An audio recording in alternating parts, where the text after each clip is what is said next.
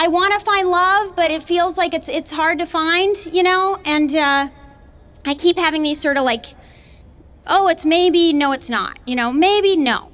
And I fall for narcissists a lot. I went out with this one guy who was such a narcissist. He really said this to me once. He was like, I love you more than you love me because I love myself so much. You need to love yourself more so that you can love me more. And I was like, actually, I think we both need to love you less.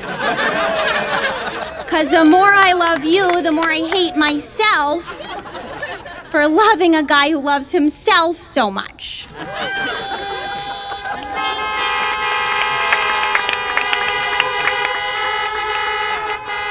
I think another clue that your romance might be on the outs is I think it starts to sizzle the second you start taking off your own clothes.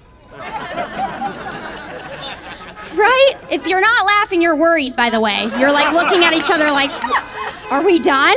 Is it over? Because in the beginning, it's so exciting, right? When it's new and fresh, it's like, you know, you're tearing off each other's clothes, you're making a mess, you're pushing each other up against walls, consensually, hopefully. And then gradually over time, you know, you don't see it coming, but it happens very slowly. You find yourself politely taking off your shirt and folding it and putting it on your side of the bed, and then he takes off his shirt and his Invisalign and puts it on his side of the bed. Then you get under the covers, you turn out the lights, and you're like, why are you Googling Brita filters? I thought you found one you liked. And he's like, I had a coupon. And you're like, I guess I'll put my clothes back on. And he's like, I didn't even notice they were off. And you're like, it's over. It's over.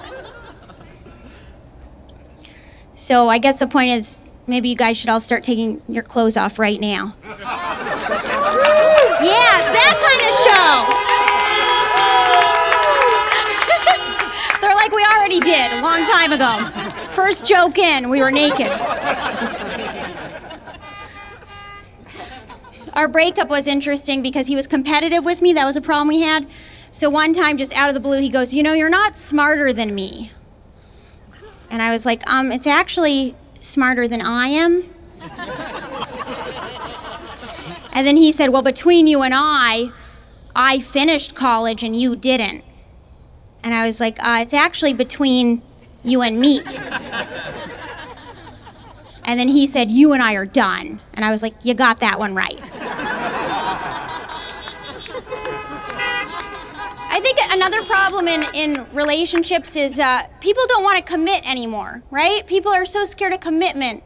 And I don't think commitment is such a complicated thing. You know, we make it so complicated, but like, how many people, you can't see each other here, but you know, you guys probably went to the grocery store today or a park. How many people did you see? Those are the two places, right? We're allowed to go to a park or a grocery store, and that's where you meet people now.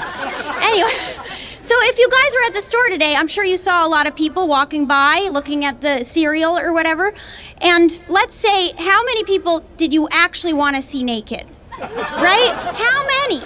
My guess is not that many. My guess is maybe one, maybe another you were curious about. So say a miracle happens and the person that you want to see naked in the park also wants to see you naked. I mean, that's pretty miraculous, right? The same person. And then say you do all the steps to get to that place. Like you buy tickets for a comedy show. You go to listen to a girl talk about herself for an hour. Then, you know, you go to another location. You say all the right things. You get the person to take their clothes off. You finally get to that miraculous point where you get to see each other naked, and then another miracle happens and you like what you see? Do you really have to be like, I just want to see if like another miracle happens tomorrow? Like, no, just find someone you like to see naked and then just keep seeing each other naked until you don't want to see each other naked anymore. Right? That's love. It's that simple.